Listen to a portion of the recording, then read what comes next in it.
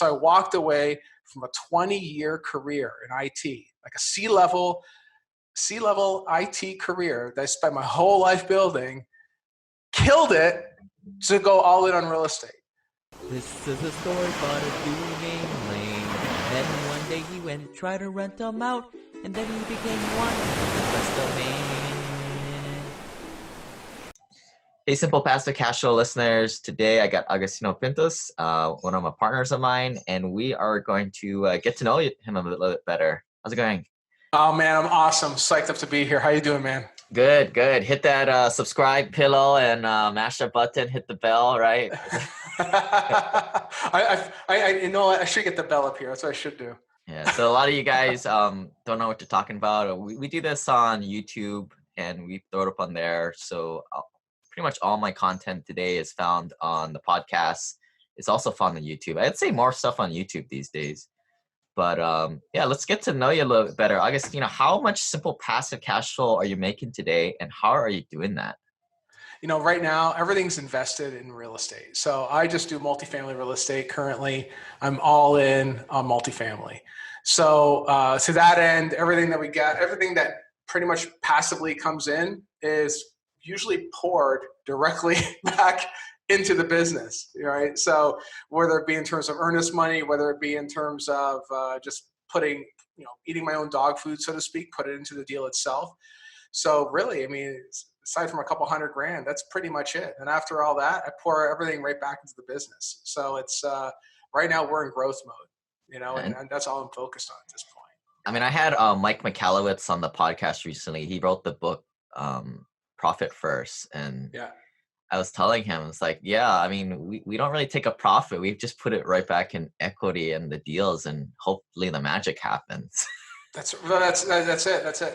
I mean, the thing is though, is that we've done a lot of deals. I know that we're doing right now. We're really, really good at picking the right deals, and we're very, very careful with how we underwrite and how we get in on it. So I would say that it's less about hope and more about we know what we're doing.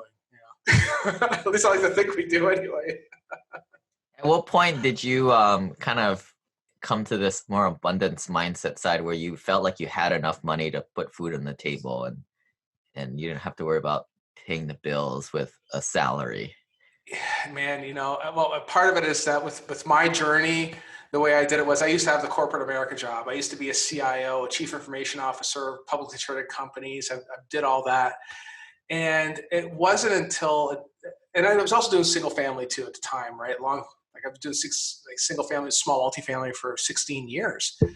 But I would say about going on 4 years ago, decided, you know what, multifamily is where it is. A friend of mine told me about multifamily and this is what it needs to be doing. So when I decided to transition from this single family, small multifamily to doing big multifamily, that's when that's where the spark went off, is that I decided that's what I'm going to be doing.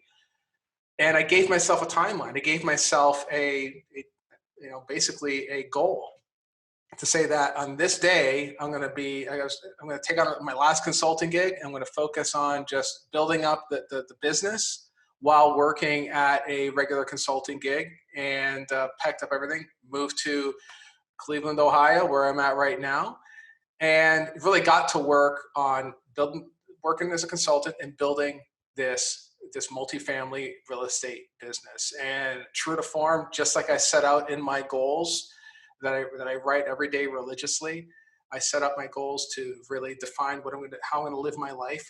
That far off, that's what I do. But I decided that within I think it was a 12-month period from making that decision, I hustled, man. I hustled hard. That's what it took to get there. So people always like to kind of understand, where were you in that situation where you finally made it? Say I was going to go from single family to multifamily and more as an operator than as a passive investor. But like, how long were you doing the single family homes? How big was your portfolio at that point till you decided? Yeah. And then how did the day job overlay on top of this? Were you kind of still working the day job while doing the multifamily? Kind of explain the timelines. Sure. I actually started single family, 16 years ago, maybe a little longer, when I was working at a company in Virginia.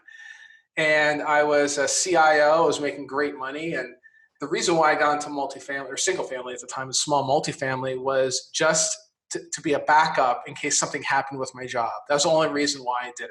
It wasn't about building legacy wealth. It wasn't about trying to build something big. It's all about, in case something happens, I'm going to have some extra income, right? So I started focusing on single family, small multifamily, and really try to build that portfolio up. I think by the time I left Virginia, about 4 years in when I started all that, I might have had like small portfolio, like under 100 units. Like it would fluctuate between 80 to 100, and nothing crazy. But then it was, I pretty much kept it pretty flat for many years. Just had some things going on in my life at that point, and especially with 2008, backed away from all that. But I would say that the last job that I had brought me back to Virginia. I started selling off all my assets, and I was talking to a friend of mine, and he was a real estate attorney. This is, again, going on about 4 years ago. He says, I said to him, I go, hey, who buys these big properties? How's it done? And he explained multifamily syndication to me. So once I understood how it works and what it takes to really put a deal together, I'm like, oh, I could do that. I work in corporate America. I'm not afraid of the numbers. I'm not afraid to do the hard work. So that's exactly what I did. I just put myself, I just got committed to studying every single thing I could find on multifamily syndication, syndicating deals overall, and got myself in front of some great mentors, got myself in front of some great people that helped me build the business. And that's really what it took. I'm not going to say by any stretch it was easy, but you know what? It was totally worth it, 100% worth it. Now I'm all in on this real estate. I'm all in on it, 100% on it. At what point did you quit the day job in there? Was that? So that was that. Yeah, so that was, I quit the consulting gig, the one I mentioned earlier. God, it's been 3 years, 3 years ago. And, I'll tell you what, Lane, I'm not going to say it's all sunshine and rainbows every single day of my life these days. Hey, everyone's got a bad day. Sometimes we face some pretty bad stuff, but there's not a single day I would never even think about going back to that. I just don't. I just didn't even think about it. I'm very pleased with how we're growing the business. I'm very pleased to partner up, especially with people like you, to really build something that's really cool. And we've got some cool stuff in the pipeline here that is just awesome. And you only get to do that and build those opportunities when you really commit yourself wholeheartedly to a project. It's the only way to get it done. So a lot of the guys listening, they're still in their day jobs. Or maybe they haven't even started investing yet. If you can kind of go back to your single family home days, we call this the Han Solo moment. It's like, in Star Wars, Han Solo and his buddy Chewbacca were just low-life smugglers. And then they found who can lay it could be the right people or the right idea. And then their life took that pivot point. For you, what was that pivot point? Or if there's some kind of story from your corporate days that you can be like, that was the moment that changed my path? Well, you know what it was? It happened a couple of times, but it didn't. It's funny how it didn't click, until the second time. Really, the first time when I was working as a CIO, as a young, 30-something-year-old guy working at this publicly traded company, running global technology in my early 30s is ridiculous, right? It's crazy. Managing these multi-million-dollar budgets. And like I said, I'd started doing the single family thing. And when the company decided that they were going to make a change, even though the company was doing great, I was performing very well. My team was doing great. We're keeping as IT, so we kept all the systems up and running. We were innovating. The company decided we're going to make a change. So they come up to you and they say, pack up your stuff, get lost, you're done. Now, I had focused everything. I put my whole heart and soul into that company, right? Like any good C-level executive, or any executive for that matter, pretty much anybody listening should be doing. If you're working for a company, you're going all in on that company. It's what you're doing, right? But what I did not do, to my own detriment, was really focused on building that passive income on my own, for my own self and for my family. That's where I did not do that correctly. I should not have relied on these outside forces to really take care of me and my family like I did. That's what killed me right there. And allowing that to happen, not once but twice. The second time though was the time I'm like, I'm not going to do this ever again. I'm never doing this again. I'm not going to put myself into a predicament like this. And that's why I decided that real estate was it. Because despite all the problems I had over the 16 years that I've been doing this, from going to job to job to job, trying to hold my head above water with these different companies, that real estate kept on throwing off money every month, every quarter, every year. I'm not going to say that it was always like, $100,000 a year coming in from real estate. I'm not saying that. It was just passive income. But that's one thing is for certain, is that money came in, and that's the thing I realized. I'm like, you know what? I'm not doing the corporate thing anymore. I mean, I might do one last gig. I'm going to do a consulting gig, and I'm just going to go all in on real estate. So I walked away from a 20-year career in IT, like a C-level IT career that I spent my whole life building, killed it to go all in on real estate. So, I mean, take some courage to do something like that. So the first time they told you to get lost, yeah, or they told you to pack up, you didn't have anything in your portfolio at that time then? I had like some single families and some small multifamily. That's okay. it.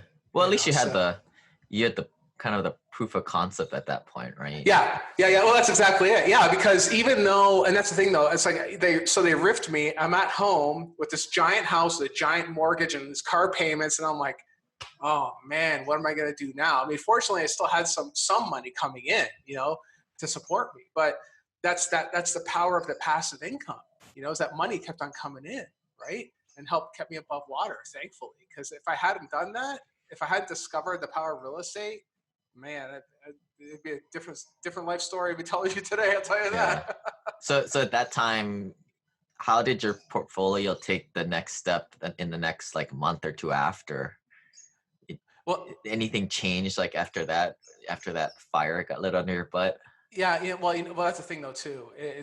Unlike some other people you might have had on your show, for me, it was, I didn't add anything new, right? Because at that point in my life, my mindset was not set properly, right? I was still thinking like an employee, right? I was still thinking like an employee. Again, nothing wrong with thinking like an employee, but other than the fact that, oh my God, I need to get a job. I got to get a job like right now. I got to send out resumes right now. Hurry. So even though I was an entrepreneur, I've been as a kid, that's all I ever wanted to be, was an entrepreneur. I put that aside so I could be an employee, right? So I think that the fire didn't happen until later, until more recently, when I decided that after getting fired from yet another job, I was like, I'm not doing this anymore. That really kicked off me doing this thing wholeheartedly, 100% all in. So I think that early on, I don't think I was ready. It was one of those things that I'm sure you might have heard. I think it's an old proverb. It says something like, when the student is ready, the teacher shall appear. And I think at that point, I wasn't ready to be taught. I wasn't ready. I was still in the mindset of an employee. I wasn't doing self-improvement. I wasn't reading books the way I'm reading books today. I wasn't doing any of these things that any successful entrepreneur should be doing, to really be successful. I wasn't doing that, to my own detriment. I needed to be doing that stuff. I do it today, but, it's one of those things I just wasn't doing before, So let's kind of talk about this this topic of, where do you go, LP or GP? You've got a few rental properties, you've got some experience under your belt, but you start to realize that after having 5, 8, 10 single family homes, it's just not scalable. It's not going to get a substantial passive cash flow coming in every month. You're obviously a success story, but I'm sure, like myself, you've seen a whole bunch of guys fail at this. Any comments on like the percentage of people that try to take the next step, and what is it, if you can talk about, like, people are trying to make this decision on their own in their head, right? as they work their 100, 200K job on the side too, right? Yeah. I'll tell you what, Lane, I mean, for many, many people, there's guys out there on the internet, they're putting up these courses. Hey, $4,000. I'll teach you everything you need to know. Do it. Sign up now. Man, I tell you, I mean, hey, listen, we have a program, happy to sell it. However, what you don't see is the amount of work that goes into finding and putting together a deal. That's it's an obscene amount of work. And we might go through at least 100 deals before you find one, right? One that actually pencils out and shows a glimmer of hope that it could be something that you could invest in and get a nice return to hit the targets that we established, right? Not including all the relationships you have to build with the brokers. That in itself is a full-time job. Calling on brokers. Hey, buddy, how you doing? Got any deals for me? Hey, buddy, how you doing? Continuously making phone calls, talking to brokers. That's how we find our deals anyway. We get our deals primarily through broker relationships, right? Then, of course, vendor relationships, right? And maintaining those relationships, maintaining relationships with our lenders as well, and the lender brokers too. I mean, I've already talked to my lender broker 4 times this morning on a variety of different deals. We're refinancing 3 deals right now, So it's like all that, everything I just mentioned is a full-time job. So as an executive, as a C-level executive, or hell, any executive for that matter, even if I'm working at a company as a developer, I don't know how I would do that and also try to do what I'm doing today. It'd be extraordinarily hard. That's kind of the reason why what I would do anyway, if I were in that predicament, is just partner up with a good, solid operator that knows what they're doing. They have a great team, and they know how to underwrite deals. They know that the deal they're putting together, they know the reasons why it's a great deal, and go all in on that. I mean, in reality, they get equity in the deal. They get a return. They get all the tax benefits. It's not a bad gig. It's not a bad gig at all for an LP. And you probably see a whole bunch of these guys, just like how I do, like the dreamers. Oh, and yeah. I just want to highlight what you said there. Like, obviously you have to work hard, and everybody knows that. And these guys will like, yeah, but I'm special. I work really hard. I'm like, all right, dude, you don't even have a college degree. Like, I mean, not saying that that's important, but that's why I like working. One of my criteria is that you are a professional, right? Yeah. And not saying that college is worth anything. I'm actually kind of against the whole traditional educational system, but it shows a level of commitment that, most people come into this. What's that that movie with the flying dog? Never Ending Story or something like that? Like, he goes to like the thing and it zaps him with the lasers. Like, you're not worthy. Yeah, a lot of people are just gonna get zapped with the lasers. And yeah, I think what you said there, like, you have to work your butt off, but you also have to like have these special skills of like navigating key relationships with brokers, lenders, etc., partners. Oh man, That's what these hard workers cannot do. They can't do it, man. I mean, listen, I don't want to sound like, I get down on people that don't have the work, but I mean, yeah, I meet them. I meet them at different events, and they say they want to become a syndicator, and they don't dress the part. They don't act the part. They don't say the right words. They can't spell NOI. They don't. And I'm not saying that it's, this is, how should I say? It's exclusive little club or anything else like that. It requires a great deal of effort. That's all I'm saying. It's like, it's very hard to convey over a podcast, or it's just difficult, but to convey that way. But dude, I'm telling you, I stopped I stopped going to real estate conferences because I find the other guys, the guys who listen to like thousands of hours of podcasts, and they tell me things I don't know about this weird calculation of some NOI thing, or I'm like, oh, all right, man. Like, the academics. Yeah. I know all about that, Agostino, like, let me tell you. I'm like, oh, okay. How many deals? have you done, but then you ask your buddy and you're like, yeah, that guy hasn't done jack, Yeah. That's why. Yeah. And they dress the part too, right? There was one of my students, he actually went to a seminar, and the headliner at the seminar actually said to a group of 200 people, fake it until you make it. And I'm like, oh my God, no, man. Listen, guys like us, we have a fiduciary responsibility, right? That is key. We have a responsibility to our investors. We have a responsibility to our families. We have a responsibility to the people that invest with us as well, personally, like friends and family, aside from other investors too. And to everyone else that is relying on that project's success, right? There's no time for fake it until you make it, right? When you're messing with other people's livelihoods, there is no faking. My opinion. That's just what I think. It's like I would never ever say that, and I would never recommend to someone fake it until you make it. It's more like study, learn, understand how to put this deal together, partner up with someone that knows what they're talking about, work with them, get to know them. I mean, it's a long, long, long journey. This was not something, in my case anyway, that happened overnight. It took me 16 years, right? It took me 16 years to become an overnight success. Right. That's how it is in this business, in my opinion, anyway. Yeah. I mean, and then also, like, you can't do this while you're working a full-time job. No, like, you can't. Maybe pick up your first small apartment building, but yeah. It ain't gonna work. It's just not possible. Yeah. I mean, it might be possible to get, like, say, a 30 unit, hand it over to third-party management, and they'll probably steal from you, is what they'll do, more than likely.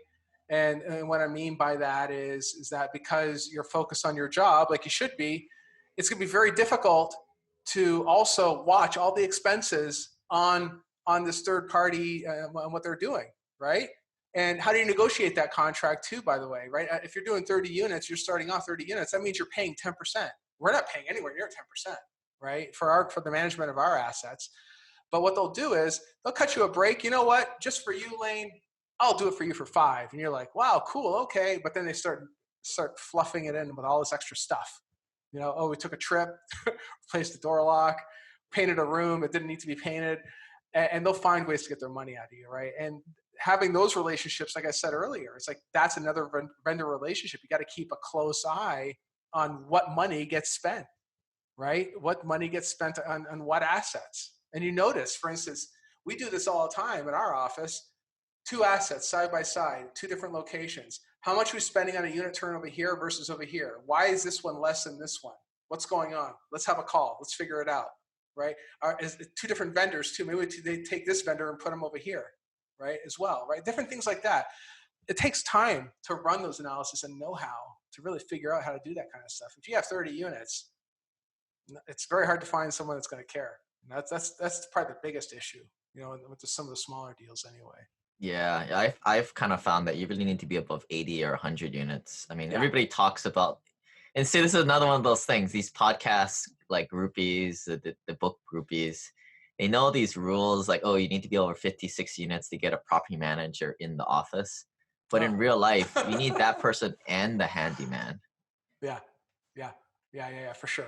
And even 56 units, depending on where it is, I don't know if that's feasible, honestly. It's more like 100 in my opinion. It's probably the minimum, but yeah, man. I mean, now nothing wrong with, say, starting off with 30 units and 2 months later buying another 56 units and 2 months later, if you want to do it that way, I suppose you can do it that way as well. If someone really, really wants to do this on their own. But man, I can't even imagine working on an office job and trying to run that number of units, 3 different properties by yourself. Like keeping it as an asset manager, that's hard, man. That's hard work. It's hard work for what? Like, what is the overall goal? If the goal is to get that passive income, it's difficult to do, man. That's tough work. That's tough work.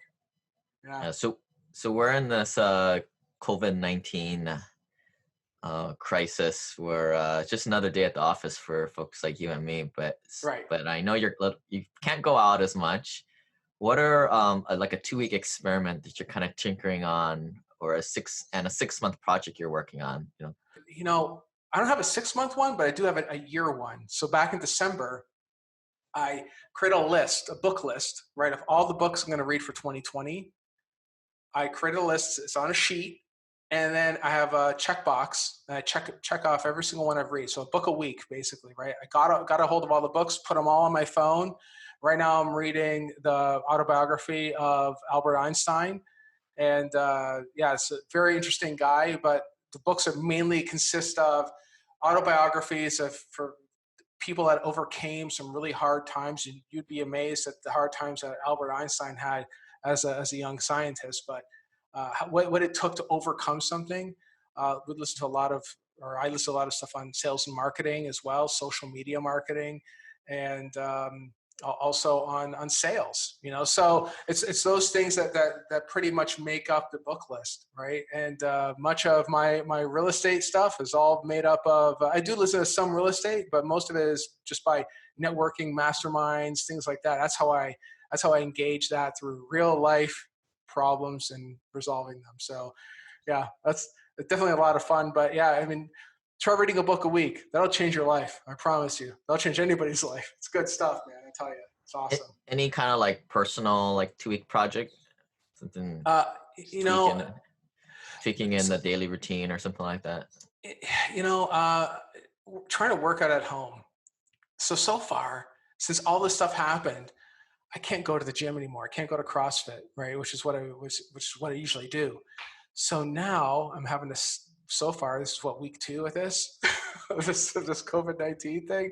So now it's all about working out at home.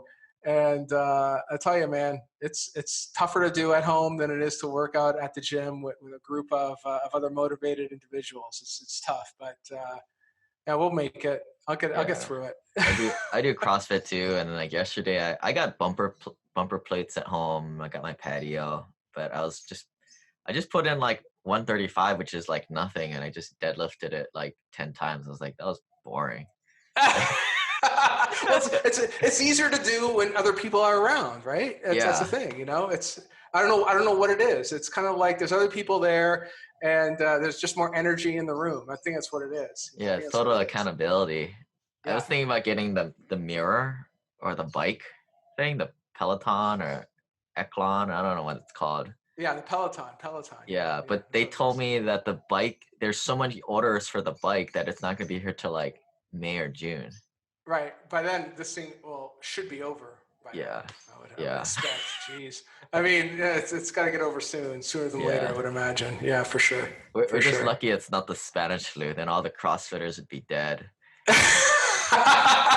For those of you who don't know, the Spanish flu went after, like, the stronger your immune system, the more, like, it attacks yourself. Something like that.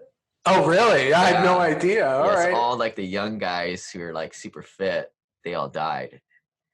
Oh, wow. All right. Man.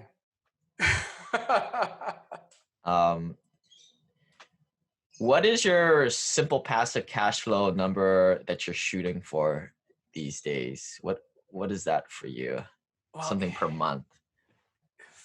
Per month, you know what? It's like what we did, my wife and I, we basically cut our expenses early on anyway. We cut all of our expenses so we can just focus on building the business. So part of it is the sacrifice. And you got to keep in mind, I'm the guy that had the corporate America job making bank, had the huge house with the granite countertops and cathedral ceilings. I had 3 cars, I had a Corvette, I had a Hummer, I had Mustang convertibles, I had all this stuff, right? Got rid of it all to focus on building the business, right? So back then it was only like 10 grand a month. It cut out everything. Everything was cut out, right? So it really wasn't that much. And, and any money that we get is all thrown back into the business over and above that number. That's basically how we did it. That's pretty much it. It's not a big number when you think about it, because by the time you think about it, the government's going to steal half of it, right? Taxes, and then you have to live off the rest, cover your expenses. So not much, not much at all. Yeah, and a lot of it is like equity that you kind of roll into the next one and the next one. Yeah, that's right. Well, I mean, what does your wife say when you kind of just say, hey, it's going to work. Just give me 4 to 6 years. The magic will happen. You'll see it. Or your life will start to change.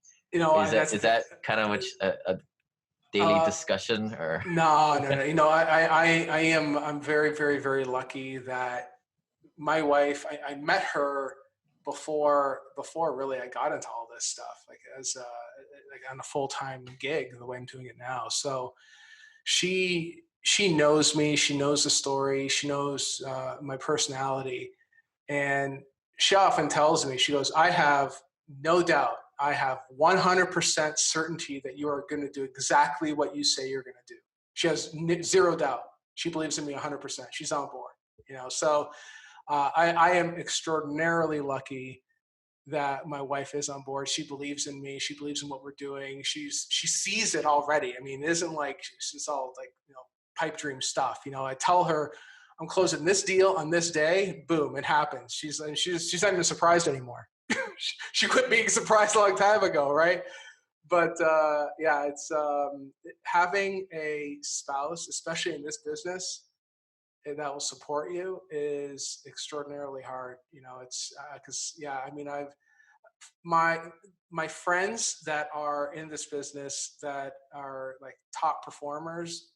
That's one common trait, is that their spouse at home supports them 100%. I'm happy to say that my spouse is in the same boat. It's awesome. It really is. It's great. It's great.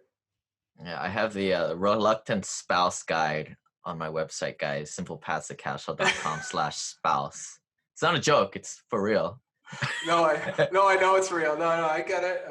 Yeah. What do you guys do when you close a big deal? Anything special? Is there some kind of sushi, man? Sushi. That's it. Just sushi. It's like a little celebratory thing.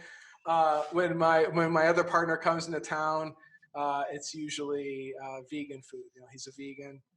I'm vegetarian, so it works out great. And that's our little celebratory thing. That's. But yeah, with the wife anyway. Yeah, we always celebrate something, and we celebrate in a very small way. It's sushi, something very small. We don't for right now, for the time being. We are very, very careful with how we spend money, not necessarily invest. We do invest our money, but how we spend our money on things like that, we're very, very careful with how we do things. We're not reckless or careless or anything else like that. It's very important that we spend money where it needs to be spent properly. For us anyway, it's how we do it. Yeah. That's how we do it. That said, what is something you recently bought or thinking about burning your cash on? For time savings or improvement of quality of life? Well, you know what? Doing this stuff is a real big deal for us. It's like we have the Bulletproof Cashflow podcast that we do, right? And I upgraded the camera. I got a new camera coming in. It was like $200. Oh, dude, crazy, is that the Logitech one? But if anything, it's going to help get our word out there. No. It's actually it's a used camera, man. Okay. It's a used one. It's a used Canon T3i. Wow. So we're gonna hook that up, and we have a whole bunch of new equipment coming in just to really improve the audio and video, right? But like I said, we're just very, very careful with how we invest. Not only do we invest our money outside properly, other people's money, we invest our own money very carefully as well. Yeah, it's funny because those Logitech guys, they barely send out emails, but they sent out this like new 4K camera. Yeah, the Brio. Yeah, I saw the Brio. I bought it. Well, not the Brio. The Brio's for the Windows one, but this one's for the Mac. It's like. Oh, okay. Yeah. Okay. So that one is. I don't want to geek out in front of your audience, but yeah, the Brio is supposed to be a really good camera. It's a 4K camera, I believe. Yeah, so people can see like the crusties I have in my eye for waking up super early. That's not the best thing. That's right. You want to zoom in and check you out. There we go. Yeah, not too close. But yeah, if you're on the YouTube channel, you can check that out. Yeah. There you go. Something that you recently changed your mind on, because often ego gets in the way of greatness, and I see a lot of people, they just have some messed up thoughts, and I'm like, all right, okay, sounds good, dude. Yeah. I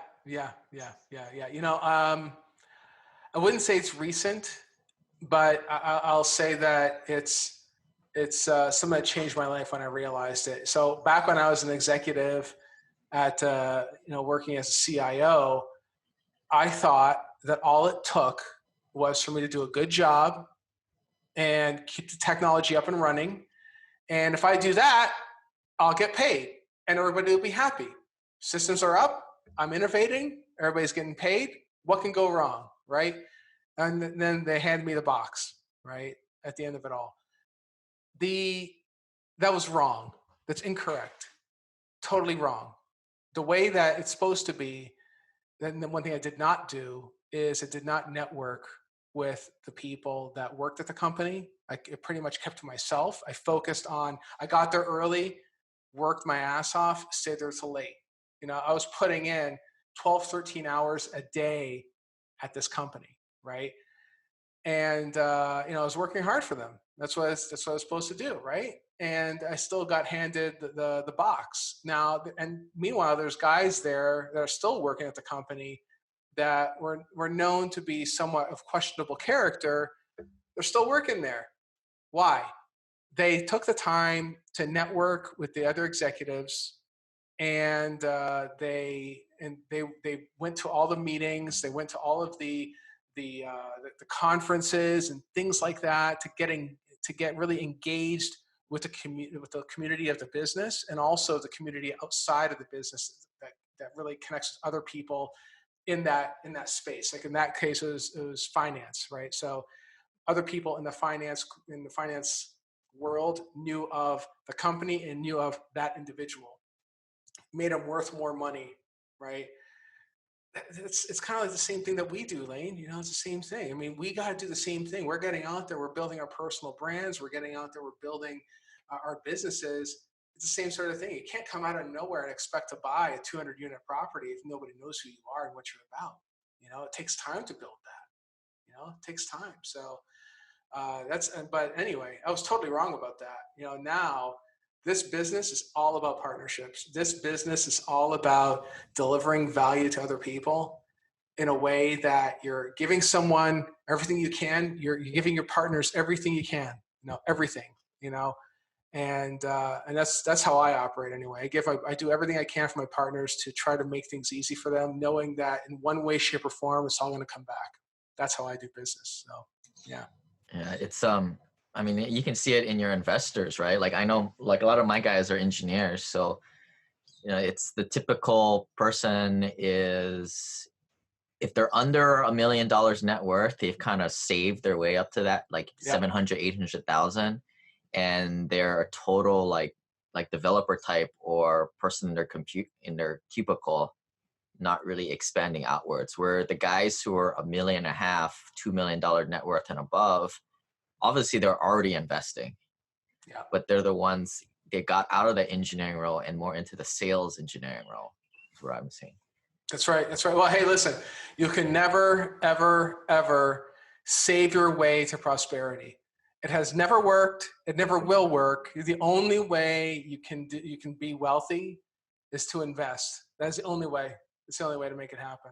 It's just kind of interesting that it's kind of coupled where the guy who has that mindset where I'm just going to keep pounding away at what I'm doing, not talking to anybody, is also the guy not investing their stuff outside of Wall Street type of instruments. That's right. That's 100% true. Yeah. Okay. I'm doing what I'm supposed to be doing, right? I'm doing what I'm supposed to be doing. I'm working away. Investing my 401k and everything. Put it in the 401k. Oh, yeah. Oh, man, I was doing all that stuff, too. I was putting all my money in this 401k thing. I was doing everything that I was told to do. Everything else. I went to school. I got 2 master's degrees. I was a good CIO. I went to corporate America, and then they handed me the box. I'm like, well, wait a second. I did everything I was supposed to do, wasn't I? No, I was not. That's why I was saying, man, I'll never go to that place ever again, man. It's not happening. No way. Yeah. No way. And to likewise with doctors, right? Like most doctors who aren't investing, their net worth would really never get above $1 to $2 million. Right. But the guys who are, holy crap, they're like $4.5, $10 million. Yeah. It's Yeah. night and day. My one partner, she's a young doctor, and she's a partner on one of my deals, and she's been able to blow up her net worth tremendously, not just on that deal, but she has the mindset that you had just said. She's investing in other deals as well, right, to help grow her net worth. She's going to be very, very successful. She's in her early 30s. She's making great money already as a doctor, and she's blowing up her net worth even more. So yeah, she's doing great. But it's the same thing, she's focused on putting money aside, So in this seller's market, and we're kind of in the middle of a crisis, and I'm sure it will go away here in the next few months or whatnot. What should people be focusing on investing in? Oh, wow. The stock market is where it's at, man. I thought you were kind of serious, because people will say that. And I'm like, all right, man. It's ridiculous, man. I don't get it. And I used to do that, as a young kid when I didn't know any better about real estate or anything else like that. I would sit in my office, and when the boss wasn't looking, try to do some day trading and all this other nonsense. Man, that's ridiculous. It's crazy. I mean, think of it like this, right? So I had a friend of mine. He was gonna throw like $200,000 at some stock or something, and I'm like, why don't you throw down on a deal, man? Throw down on a deal. He's like, oh, I don't understand the real estate business, yada yada yada. I said, I'll put it to you this way. All right, it is at that time it was May the 1st, right? I said May 1st, great. What's your stock going to be worth on May 30th? He's like, well, I don't know. I said, I can tell you how much money is going to come in on May 30th from my rentals. I know, because I have legal contracts called leases with all my tenants that say they're going to pay me every month. That money comes in, right? It's predictable. You're building up equity in a cash flowing asset. You could force appreciation on this asset. Then you also get depreciation on the asset too. I mean, you can't do that with a stock. You just can't do that. I mean, I told my buddy this too. It's like, you go to Bank of America right now, see if they'll give you a loan to go buy their stock. No one even do that because they don't even believe in their own company enough. It's crazy. It's crazy. But to me, it's like gambling. It's like gambling at a casino. Because you don't know for sure what's going to happen tomorrow, right? Whereas with real estate, even during this crisis right now, I mean, we're still buying. I mean, I'm looking at assets now. And the thing is, though, is that at the end of this crisis, it's not going to matter. The asset's still going to be there. It's still going to throw off cash flow. And we know what it's going to do because it's very predictable. People, no matter what you do in Maslow's hierarchy of needs, everyone needs a place to live, no matter what. They don't need an office. They don't need a piece of paper that says stock on it. What they do need is a home, right? And that's what we do. We give people homes. And this is, that's why it's like, especially the kind of stuff that we're doing, it makes total sense to do it. We're not worried about it. That's what they should be investing. If people need to be investing in real estate, they should have been investing in real estate all along. I mean, obviously you kind of know, you can put it on a model and you can kind of tell from deal to deal, but for somebody sitting at home who doesn't have a network, nor has any kind of underwriting experience, anything that they should kind of stay away from in the world of real estate at this time? Oh yeah. I mean, it's, DClass assets, those are probably the ones that are pushed the most all over the place. I mean, especially not to bash on LoopNet, but LoopNet unfortunately has a lot of this bad inventory. And what I mean by that is there's the promise of the super high cap rate. I'll give you a 15% cap rate. Oh my God, the cap rate. The cap rate doesn't really matter all that much. It's not the cap rate. It's the margin you're looking for, right? The cost of money versus the cost of running the asset. What's the difference? That's what you're looking for. Cap rate is important. I'm not saying it's not important, right? But what I am saying is that people are getting out there pushing these super high cap rates. And when that person goes and buys that deal, which is usually in a D-class area, they get burned. And now they're stuck with a non-performing asset because everybody was just heads on beds. The previous owner, or the seller rather, just put a whole bunch of people in there drive the occupancy up, unload the property, and got rid of them all. Happens a lot, especially in D-class assets. It's a very seedy type of business. Stay away from those places. Just don't do those. Just especially if you're out of state, don't do that. I personally stay away from it. Some people specialize in that stuff. All the power to you. Go ahead and do that. For anyone that's in this business, even as a limited partner, stay away from D-class assets. Invest with a good operator that knows what they're doing with C's and B's and A's, that knows how to run a proper asset and make sure that it performs. That's the best way to build great wealth and still enjoy all the benefits that come with managing and running a multifamily asset. I mean, for a passive investor in that way, it works out super. They get the benefits without taking on any of the risk. Really, it's very low risk. It's very low risk for an LP. Yeah, we're kind of looking at getting away from the Class C stuff, which is probably what you're talking about. You know, like you're saying you're Class D, but for me it might be a Class C, or definitely what a broker would call that, Class D or Class C, because they're always trying to make it sound better than it really is. But just not worth it. I mean, those are the guys who get hammered the most in any kind of weakness. I mean, they get fired first, and they don't have any savings too. That's right. They live hand to mouth. They typically have salaries that are hovering, usually at $30,000, probably even less than that. Absolute poverty. You stay away from those places. It's just not worth the hassle. Never buy cheap real estate. There's a reason why it's cheap. It's not.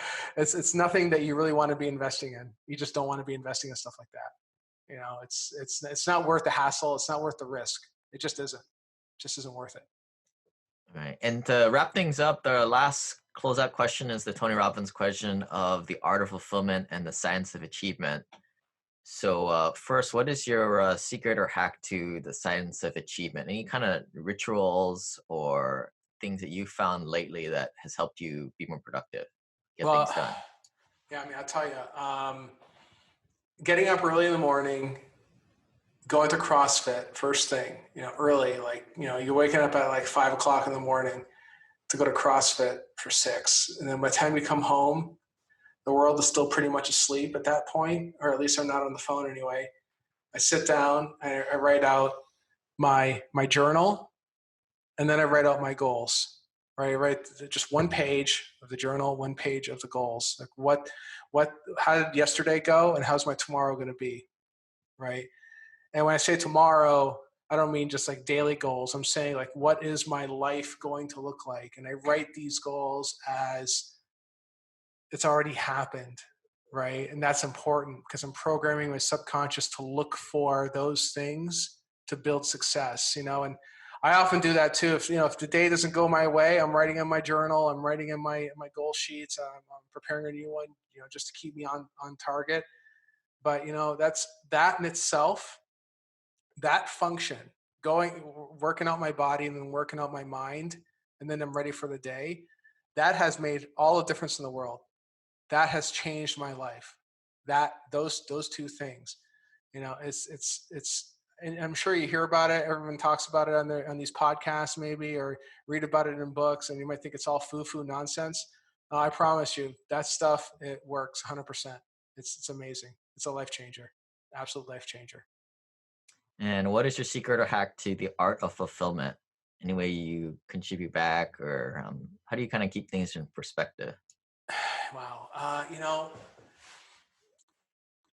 so one of the things that I wanted to do in my journal that I write about is I do want to help the children of Cleveland, right? So in December, and I actually wrote it down in my goal sheet, like what I plan on doing charity wise to much like what it's funny you brought up Tony Robbins, how he started his charity, Thanksgiving charity, right?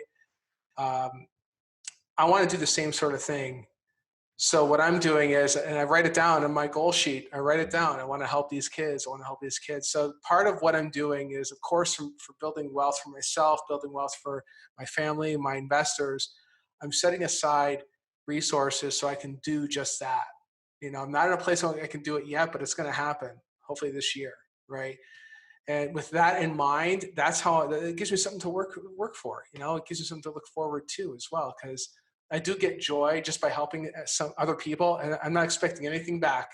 That's how I do things. I just don't expect anything back. I just want to give as much as I can, and and hopefully help out these people and make a difference in someone's world. That's that in itself means a lot. So that's how I do it. That's how I do it. Awesome. Yeah. So something I'm trying to do on my side is trying to get more involved in DonorsChoose. If you've heard of that website, you can kind of donate to teachers who have like elementary or high school projects. And I'm going to get ready to launch that to my group, but I want control over what projects we give to, more financial education type, as opposed to like interpretive dance or building a canoe kind of a project.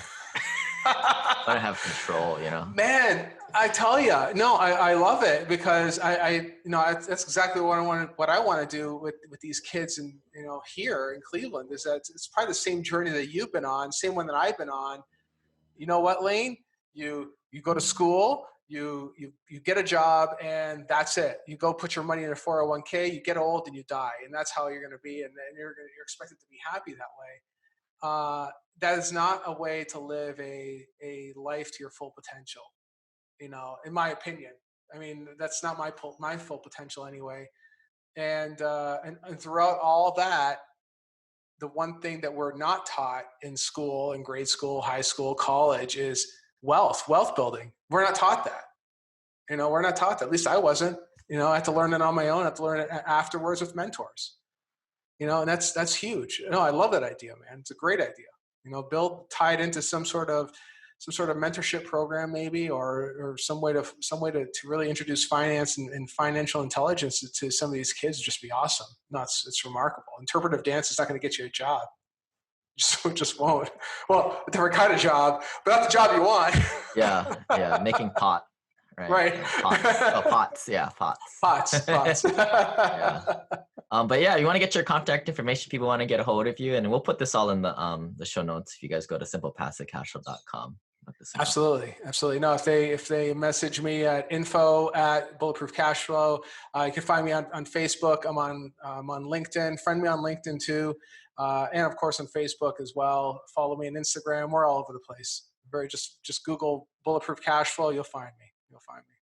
All right, man. Well, I guess I'll probably see you shooting emails out to me and screwing around in the Dropbox when I'm still up at night and you're getting going in the day. Now I know what you're doing.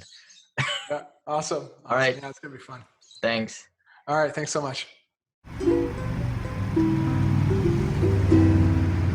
This website offers very general information concerning real estate for investment purposes. Every investor situation is unique. Always seek the services of licensed third-party appraisers and inspectors to verify the value and condition of any property you intend to purchase. Use the services of professional title and escrow companies and licensed tax, investment, and or legal advisor before relying on any information contained herein. Information is not guaranteed, as in every investment there is risk. The content found here is just my opinion, and things change, and I reserve the right to change my mind. Above all else, do your own analysis and think for yourself, because in the end, you are the only person who is going to look out for your best interests.